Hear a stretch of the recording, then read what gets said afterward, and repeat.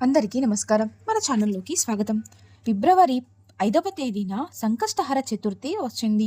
మన కష్టాలను గట్టెక్కించడానికి శక్తివంతమైన పూజా విధానం అని కూడా చెప్పుకోవచ్చు.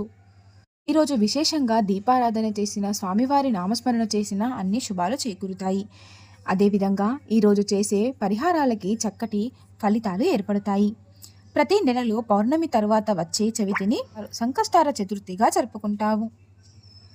అయితే ఫిబ్రవరి 5వ తేదీన గురువారం నాడు సంకష్టహర చతుర్థి వచ్చింది. ఈ రోజున గణపతిని పూజించి ఒక చిన్న దీపాన్ని వెలిగించినా సరే ఇక కష్టాలన్నీ కూడా తొలగిపోతాయి. అఖండ కుబేర యోగం సిద్ధిస్తుంది. సంకష్టహర చతుర్థి నాడు గణపతిని ఎలా పూజించాలి, ఏ నియమాలను పాటించాలి, ఏ విధంగా దీపారాధన చేయాలి అనే విషయాల గురించి ఈ వీడియోలో వివరంగా తెలుసుకుందాం. ముందుగా మన ఛానల్ని మొదటిసారి చూసినట్లయితే సబ్స్క్రైబ్ చేసుకోండి. అదేవిధంగా మన ఛానల్కి లైక్ చేసి షేర్ చేయండి. ఈ వీడియోని ఎక్కడ కూడా స్కిప్ చేయకుండా పూర్తిగా చూడండి.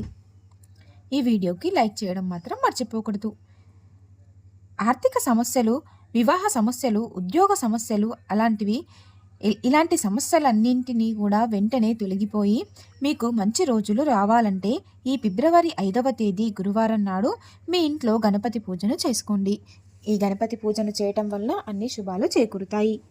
ఫిబ్రవరి 5 గురువారం నాడు స్త్రీలు ఉదయాన్నే నిద్రలేచి ఇల్లంతా శుభ్రం చేసుకొని తలంటు స్నానం చేసి ఇంట్లో గణపతి పూజ చేసుకోవాలి. ఇంట్లో పూజ ప్రారంభించే ముందు ఇంటి గడపకు పసుపు రాసి ఇల్లంతా పసుపు నీళ్లు చల్లి చక్కగా ఇంటిని శుభ్రం చేసుకోవాలి. ముందుగా పూజ గదిని శుభ్రం చేసుకొని మీ పూజ గదిలో ఉన్న గణపతి పటానికి గంధం రాసి కుంకుమ బొట్లను పెట్టి పూలతో అలంకరించుకోవాలి. ఎరుపు రంగు పుష్పాలంటే వినాయకుడికి చాలా ప్రీతికరమైనవి. కాబట్టి ఈ వ్రతాన్ని ఆచరించేవారు ఎరుపు రంగు పువ్వులతో వినాయకుడిని పూజిస్తే చాలు, మీకున్న ఎలాంటి సమస్యలన్నీ కూడా దూరమైపోతాయి.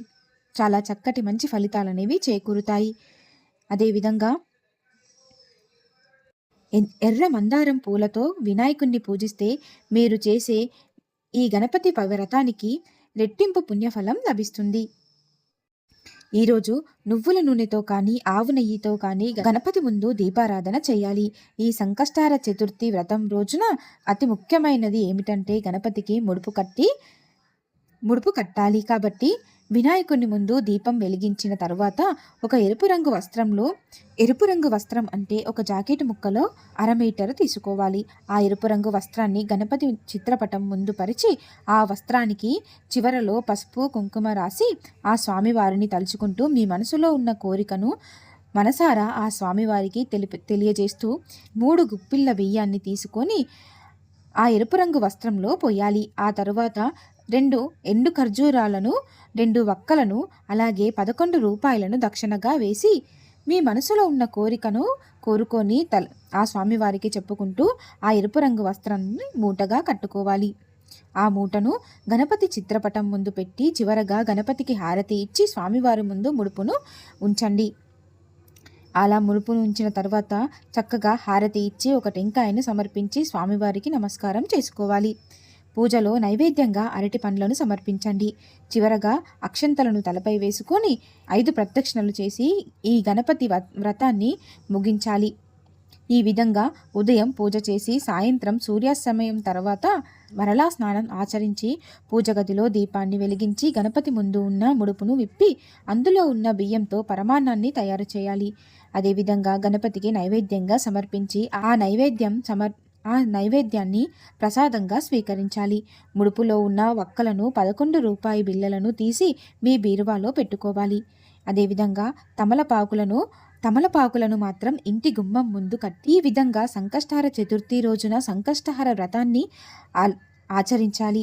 ఈ వ్రతాన్ని ఆచరించేవారు ఉపవాసం ఉంటే చాలా మంచిది. ఉపవాసం ఉండేవారు పాలు, పండ్లు, పచ్చి కూరగాయలను తినవచ్చు. ఉదయం అనంతరం ఉపవాసం నక్షత్ర దర్శనం చేసుకొని మీ ఉపవాసాన్ని విరవవచ్చు.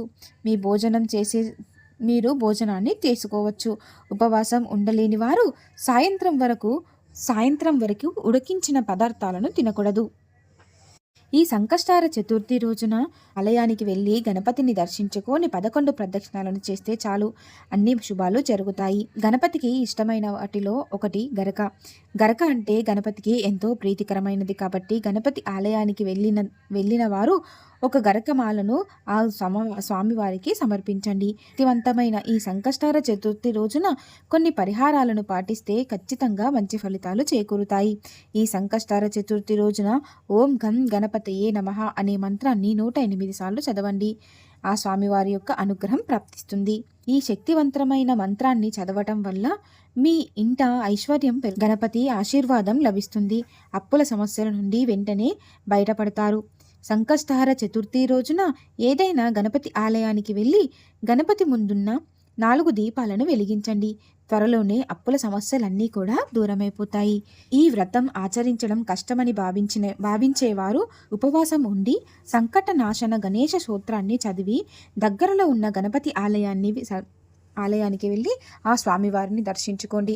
ఇక అన్ని శుభాలు చేకూరుతాయి. ఈ సంకష్టహార చతుర్థి అంటేనే ఎంతో విశిష్టత కలిగినటువంటిది.